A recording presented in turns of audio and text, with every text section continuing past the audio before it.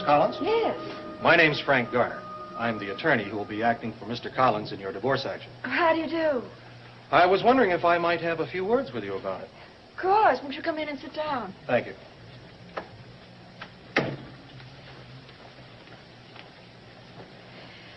Well, what was it you wanted to ask me? Well, first of all, I was wondering who will be representing you. Lawyers dealing with lawyers make faster headway. We speak the same language. Frankly, I haven't given it much thought. Well, I think you'd better if you want this thing to move along quickly. Oh, well, I do want it to. You have no idea how much. Well, Do we have to go through all this rigmarole? I mean, well, can't you just handle the whole thing for both of us? well, that might be awkward. Oh, I don't see why. I represent the Collinses. My first allegiance would have to be to them. Oh, yes, of course, but I don't see what that has to do with it. Well, surely you'll want a settlement. Now, as their attorney, it's my place to see that it's kept within reason. Now, if I were to act for you, I'd have to try to get as much as possible.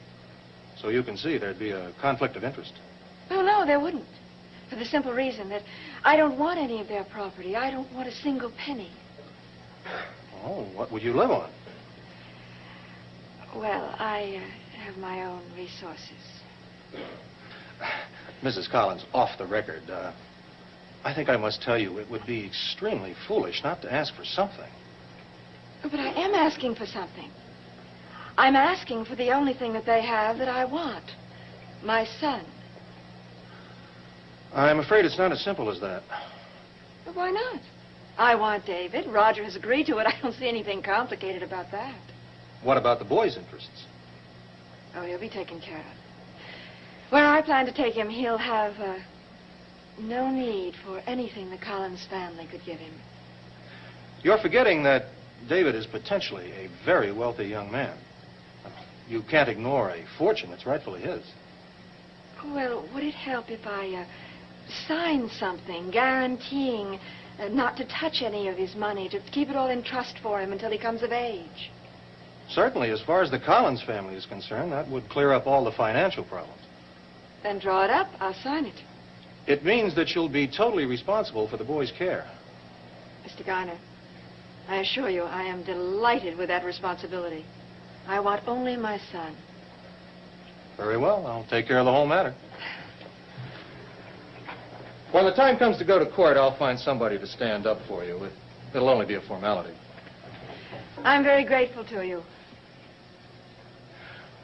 Mrs. Collins, there's one other matter I feel obliged to discuss with you. Oh? Oh, what is it? It's about that woman who burned to death in the fire in your apartment in Phoenix. Well, what about her? The police have been asking all kinds of questions. Oh, yes. Well, they've asked me a lot of questions, too. I've answered to the best of my ability, but, well, I don't know anything about her or how she got in my apartment. I'm really just as baffled as they are. They've been bandying about some rather unpleasant innuendos. Such as? Such as murder. It's absolutely ridiculous. Well, there may be an investigation, in which case you would have to go back to Phoenix to testify. Impossible. Oh, I'm afraid it's all too possible if the law insists. But you don't have anything to fear, unless, of course, you're hiding some information. Of course I'm not. It's just that I've got to get everything settled here first. There's nothing the law can do to me. The only thing that can harm me is if I don't get my son. Well, I'll do everything that I can to expedite matters. It's very kind of you.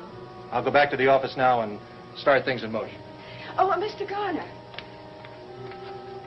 If you could do everything to see that I get David as soon as possible, I'll be in your debt eternally.